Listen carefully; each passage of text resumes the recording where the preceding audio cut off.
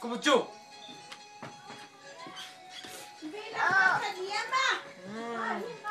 Lọ.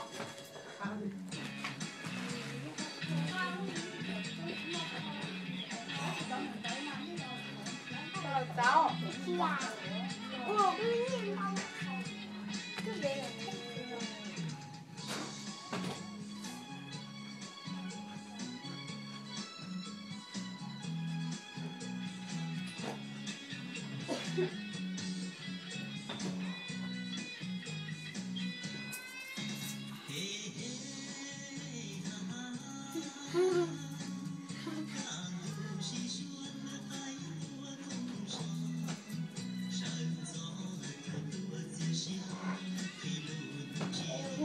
Tao muốn trai này.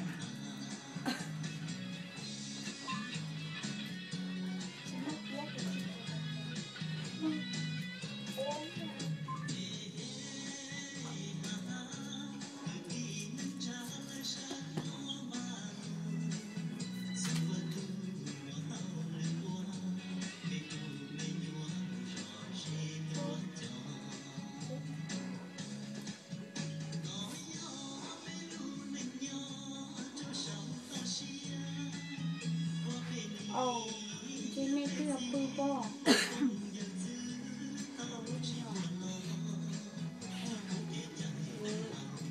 Trời kia này. Thôi. Họ luôn là có vẻ. Cái sáng please Uncle Patrick. Lúc đó có lo về như cho chị nào cũng biết ông thâu tở nè. Nói như bác cho mới được cho đã. Dạ em giờ mẹ tôi Bác cho nó nhỏ này rồi tắc kim mà. cái nhỏ nhỏ nó đã đau rồi cái chỉ một cái tư người chán số cũng giờ chỉ này kia chỉ một đây kia đi đó còn Nó cái tội một chút.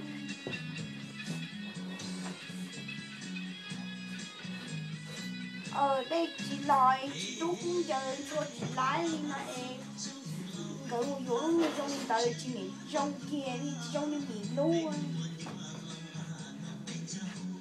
sang người vô đến đây là sang người cho một bộ ăn bốn người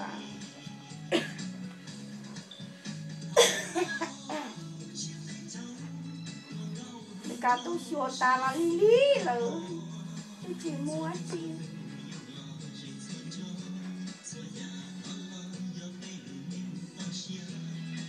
Chị nói là tắc kim màu thì kêu một khởi lúc như giấy ho mà như giấy ho nhẹ cho ít ốp bùa là chán à. chi Hay giấy ho nè. à Kìa.